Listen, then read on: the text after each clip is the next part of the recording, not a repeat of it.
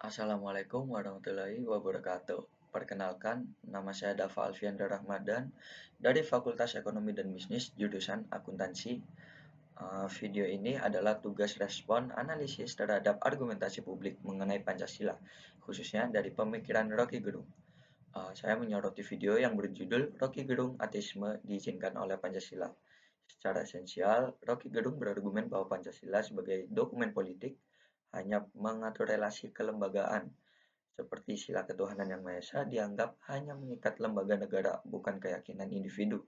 Dari tafsiran ini, ia menyimpulkan bahwa kebebasan berpikir termasuk ateisme tetap sah di bawah Pancasila. Untuk tujuan analisisnya menimbulkan beberapa pertanyaan, yaitu apakah argumentasi ini selaras dengan filsafat Pancasila yang sudah saya pelajari. Saya akan menganalisisnya melalui tiga landasan utama filsafat, yaitu ontologi, aksiologi, dan epistemologi Pancasila.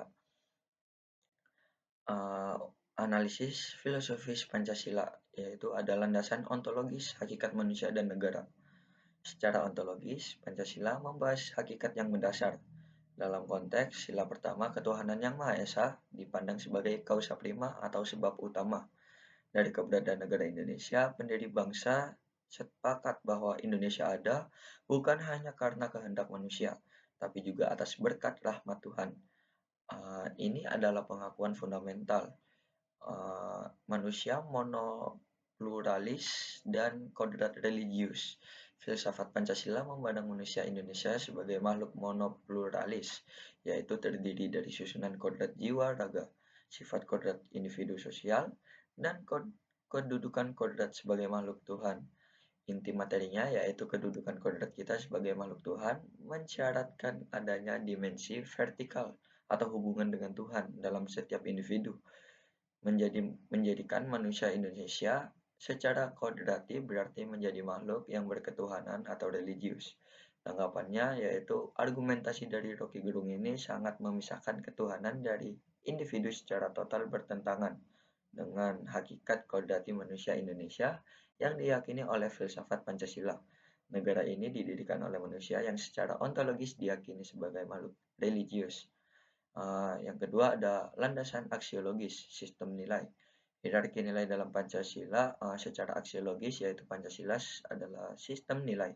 Nilai-nilai Pancasila terbagi dalam hierarki, nilai dasar, nilai instrumental, dan nilai praksis.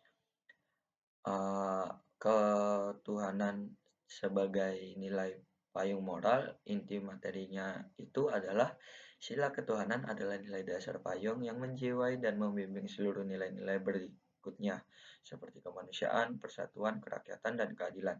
Artinya, kemanusiaan kita harus yang beradab dan berketuhanan. Keadilan yang kita wujudkan harus adil secara moral yang bersumber dari nilai ketuhanan. Tanggapannya yaitu jika ketuhanan dihilangkan atau ditoleransi, maka seluruh bangunan etika dan moral negara menjadi rapuh. Contoh, negara Pancasila tidak bisa berdiri di atas etika sekuler murni karena etika soal sosialnya terikat pada nilai ketuhanan. Dan yang terakhir ada landasan epistemologis, kebenaran pengetahuan. Inti materi ini yaitu secara epistemologis kebenaran Pancasila bersumber dari sintesis budaya dan agama masyarakat Indonesia yang kemudian dirumuskan secara ilmiah filosofis. Tafsir sila pertama selalu mencakup dua aspek yaitu pengakuan adanya Tuhan dan kebebasan beribadah. Tanggapan dari Rocky Gerung sendiri menggunakan epistemologi positivisme hukum untuk menafsirkan Pancasila, hanya melihat teks dan norma. Namun, filsafat Pancasila mewajibkan saya untuk melihat Pancasila sebagai kesatuan organik yang utuh dan tidak dapat dipisahkan. Sila pertama adalah syarat bagi sila-sila lain. Jika ketuhanan ditanggalkan, maka Pancasila sebagai sistem filsafat akan runtuh. Dan untuk kesimpulannya, berdasarkan tinjauan filsafat Pancasila, argumen Rocky Gerung yang menyatakan ateisme diizinkan oleh Pancasila adalah pandangan yang keliru atau setidaknya tidak komprehensif. Karena secara hukum, Negara menjamin kebebasan beribadah dan tidak memaksa agama tertentu.